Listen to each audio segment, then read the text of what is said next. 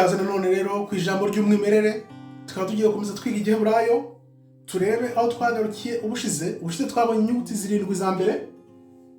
Twabonye alef, kanzi bibutse alef umanura umurongo gutya ukamanura nko hejuru, ubundi ukamanura umwe hasi. Iyi ni alef. Tubona bet uratambika ukamanuka, noneho ugahita ushyiraho undi murongo hano hasi ukarengaho gatoya gutya. Bet ndibaza mubibona neza.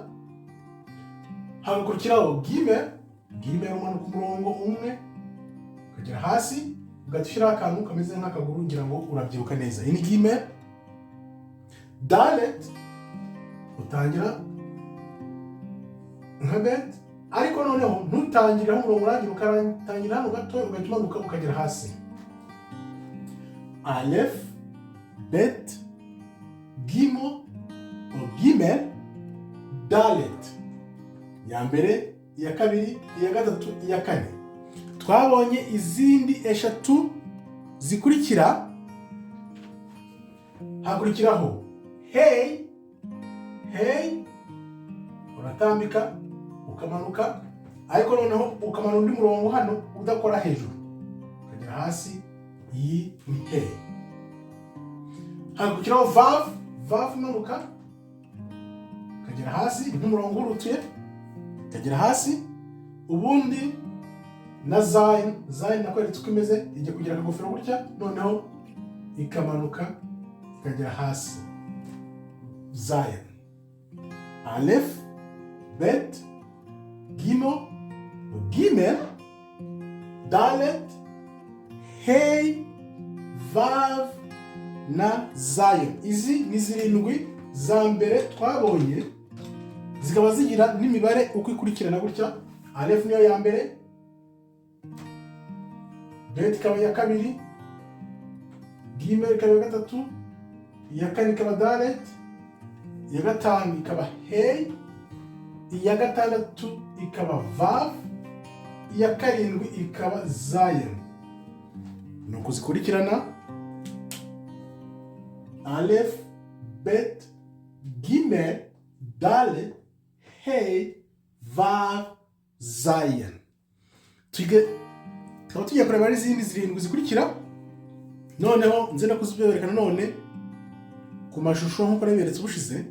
Noneho butaha tuzazishyire hamwe zose uko zaba zimaze kuba 14. Ubwo tuzatsigaje zingahe zindi 8.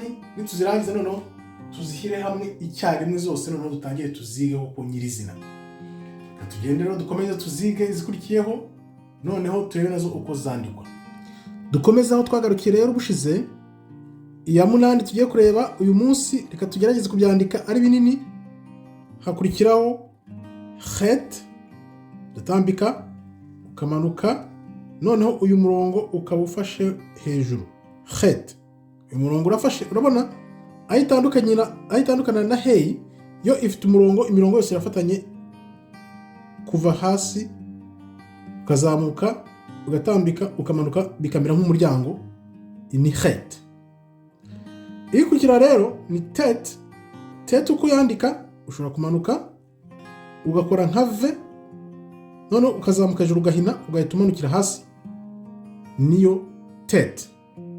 Nyuma ya tet haza yod, ariyo ngufi muri zose, imeze nk'akitso. Nta kitso gusa niko imeze. Nyuma yayo hakaza kaf ijya kumera nka vav, ariko yo ihita itambika igahagarara ku murongo, ntirenga umurongo, ugashyiramo n'akadomo nk'uko nakubwiye ko by'akadomo tuzabiganana nabyo ubutaha. Hakaza half imeze nka kaf idafite akadomo, ni gutya uyandika. Ubundi hakaza lamed ariyo ndende, uramanuka ugatambika ugahita umanuka hasi ukagera hasi. Niyo lamed. Noneho ugakora mem usa nkaho ukora uruziga rutarangiye, ugakata hasi, none ugashyiraho n'akantu kameze nimba nakita karegera hejuru gutya. Niyo mem.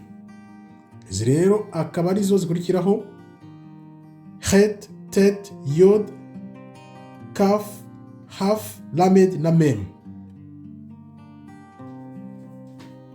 Ndibaza wibuka ya makaye abiri nakubwiye, kuko igiheburayo kugira ngo kige ni ukuvuga ngo ucyandika mu ikaye ya mbere, noneho ukimurira mu ya kabiri kugira ngo ubyige kabiri ubimenye. Icyo tugiye gukora rero ubu ni iki? Nuko izi tumaze kwiga tugiye kongera tuzandike hano turebe ko turimo turazibuka. Hari het, uratambika ukamanuka ugahita uhuza hano gutya, iyi ni het. Het ijya kumera nka hey, ariko yo urabona ko umurongo ukora hejuru ukava hejuru ukajya hasi. Nyuma ya hey hari tet, ushatse umanuka nkava ukazamuka none ugahita uhinira hejuru gutya, iyi niyo tet. Nyuma ya tet hakaza yod. Yod imeze nk'akitso, niyo nyuguti ntoya ngufi muri zose mu nyuguti z'igiheburayo. Yavuyeho yod rero haza kaf. Kaf ni naho navuga ijya kumera nka se ireba hirya, noneho ifitemo akadomo hagati. Nyuma ya kaf haza haf. Haf imeze nka kaf ariko yo idafitemo akadomo, niho bitandukanira. Noneho hakaza lamed, ituruka hejuru ari umurongo, yagera aho zitangira igatambika ikamanuka hasi yikubye ikagera hasi, ariyo lamed. Lamed ikurikirwa na mem. Mem yandikurya kamanuka hasi ugatambika, noneho ugashyiraho akantu kameze nk'agasongera hano hejuru.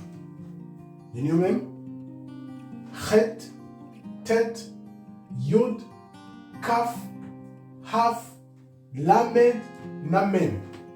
Wibuke zifite ya mibare, aho twagejeje hambere twageze kuri zayin ifite 7, hano nazo zirakurikirana. Het ikaba ari ya 8, ya 9, ya 10, yod ya 11, kaf ya 12, haf ya 13, lamed ya 14, ikaba mem. Tumaze kureba inyuguti 14, hakaba hasigaye 8. Noneho nitumara kuziga neza zenda tuzisubiramo, zandike mu ikaye ya mbere ushyire mu ikaye ya kabiri, ariko uzagenda uzimenya. Reka noneho tugende nanone nkwereke twifashe ya mashusho nakweretse ubushize, twongere tuzisubiremo. Noneho ubutaha tuzasubiramo zose uko ari 14. Aha rero ukabona het. Het uratambika hano hejuru gutya ukamanuka, warangiza ugashyiraho kano kabo. Iyi ni het. Kugira ngo ukomeze uzibuke nyine ugomba gukomeza nzigushyizamo. Tet hano hejuru ukamanuka hasi ugatambika ukazamuka hejuru ugahita winjiramo imbere nanone, iyi akaba ari tet. Iyo ukiyiga rero byoroshye, ukora nka va, uramanuka ukora nka va ukazamuka ugahita winjiramo, akaba ari tet. Hagakurikiraho yod imeze nk'akitso nk'uko nabikweretse, umanuka ugahita ugera hano mo hagati, ntumanuke ngo ugere hasi, ni nk'akitso, imeze nk'akitso, niyo nyuguti ngufi muri zose mu giheburayo. Akaza kaf. Kaf imeze nka ca icuritse ireba ku rundi ruhande, hakazamo kano kadomo nk'uko tuzakiga n'izindi nyuguti zigiye zigafite ibisobanuro byazo. Ibi kaf. Hagahita haza haf. Haf urabona ko imeze nka kaf neza neza, usibye ko yo idafite ka kadomo, no bitanira. Ni haf. Hagakurikiraho lamed. Lamed imanuka ari nk'umurongo, igatambika igahita yikuba hano hasi, igahita imanuka ikagera hasi. Iyi niyo lamed, ariyo nyuguti ndende muri zose mu giheburayo. Lamed. Hakaza mem. Mem usa nk'ukoze uruziga ariko ugahita ruhiniramo hagati, noneho ugashyiraho nk'akantu kameze nk'akarijya hejuru. Iyi akaba ari mem. Ngizo rero izikurikira ubutaha tuzafata zino zose tumaze kwiga tuzishyire hamwe, noneho turebe izo mumaze kumenya, izo mugizeho ikibazo mugende muzandika mu ikaye ya kabiri, zivana mu ikaye ya mbere uzishyira mu ikaye ya kabiri, noneho tuzarebe n'ubutaha inyuguti 8 zisigaye, ku buryo tuzafata wenda nk'iki cyumweru n'igikurikira twiga izi nyuguti tuzige tuzisubiremo, ku buryo noneho abantu bazaba bamaze kuzimenya, ukaba bavuga ati alef, bet, vet, gimel, dalet, hey, vav, zayan, het, tet, yod, kaf, haf, lamed, mem, ugakomeza non sufite zose ugakomeza, ku buryo uzaba uzizi udashidikanya. Noneho tuzatangire twige kumenya uko bazisoma amagambo, gushyira amagambo hamwe, noneho aribwo dutangire kwiga igiheburayo nyirizina. Rero mbashimira none, murakoze, muze ku ijambo ry'umwimerere, twige ururimi, twige umurage wacu tuwisubize, kuko niko kuri, niryo banga, niko kuri kuzatubohora, ukuri kuzatubatura, tukongera kuragwa ubutware twanyazwe kera na kare, kuko ibi ni umurage twanyazwe benshi batazi, bashobora kubona ndi kubyigisha cyangwa nanjye mbivuga ko ati umuntu ari mu biki, ariko ibi nibyo bigiye kuza mu bantu b'Imana, nanone tukongera tukaragwa ubutware tukajya hejuru ya bose nk'uko byamye kera na kare. Murakoze rero, Imana ikomeze ibarinde. Shalom, shalom, shalom, toda haba tov beyod.